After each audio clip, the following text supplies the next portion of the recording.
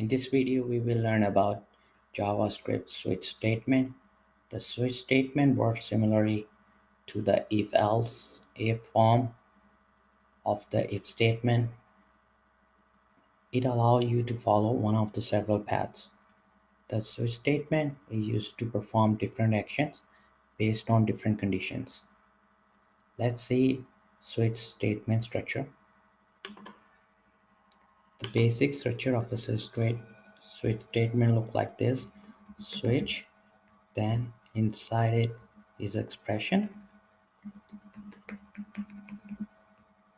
the value we want to match, and after this there are some cases such as case and value 1.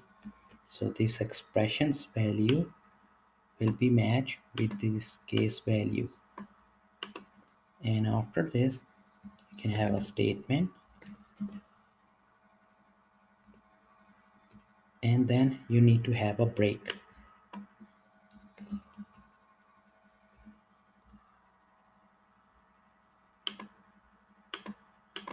Every case has a break. The default does not need a break. We will see the default too. I will add a few more cases, like case, another one. It's gonna be case value 2 in the column, and then the statement after this.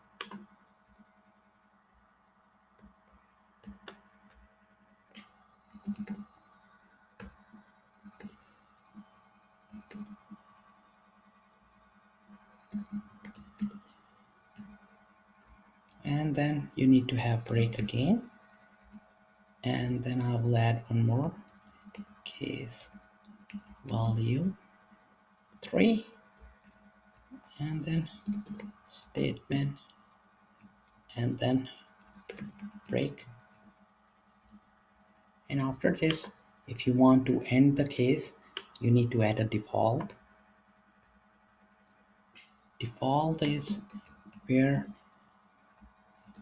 you don't need any case and just a statement. If the expression over here don't match any cases, then it comes to the default statement, and under the default we are going to print or use any statement over here, and default don't require a break. Now let's see an example of a switch code example. I'll remove this, and over here I will modify this one. Here I will declare a variable just for color and assign it some values such as green, and over here we are going to match this color, and in this value we need some color to match such as black. So what we are doing here is checking or matching with this expression the color. If the color matches this case, this color is black, then this statement will be executed, and when also this break, and the breaks will take out us from out of this switch statement. So but we have color value is green, so we will keep on moving to check with other case. So over here in the value 2, I'm going to change it to red, some other color. So now this condition becomes false because there's green, because it will match with this case. This color will match with this one, so it didn't match. So we will keep going on, and we come to this case, and it will try to match with this one, but this is red, and inside color we have green value, so this don't work either. So we will keep going on and try to match in other case. So I'm just gonna add another one over here. After this one, we'll add green.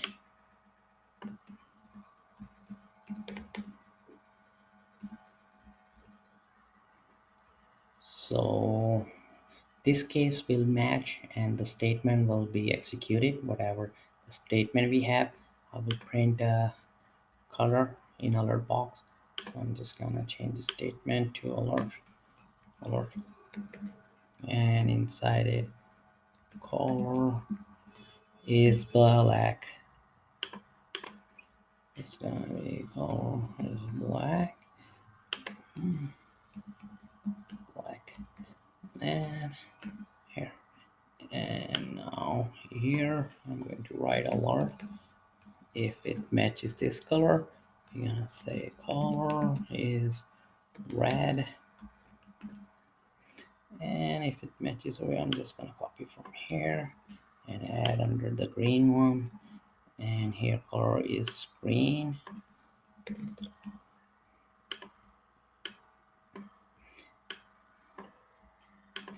And after this one, I will add one more case for brown color. I'm just gonna copy from here and make it brown. Brown color is brown. So we can compare with bunch of colors over here. And after that, there's a default statement, and here we need to print no color match or some message like that. No color match found. Let's save it.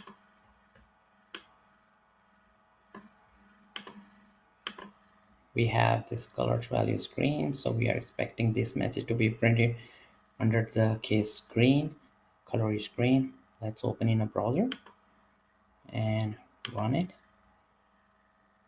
You can see it printed color is green in the alert box. And I'm just gonna click OK. And now we are going to change it to, let's do it red. So for red,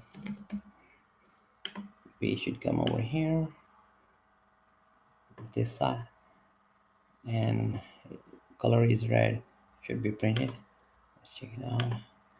And here, color is red.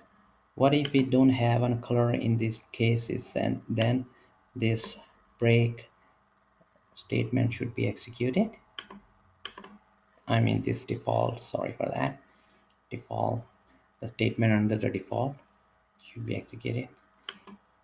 So let's see, I will change it to red, to some other color that we don't have. It's just pink. Okay, and save it and refresh it, and no color match found, so that worked too. Things to remember are when your code hits the break, it exits the entire switch block. If you don't specify the break keyword, you will still execute the code inside the case block. The difference is that you will then move to the next case block and execute any code that is there, unless you hit another break keyword. Your code will just move through every single case block until it reaches the end. So most of the coders or developers make a mistake by not adding a break statement. So you need to take care of that. To keep on learning, please subscribe to my YouTube channel. Keep supporting me, and thank you for watching.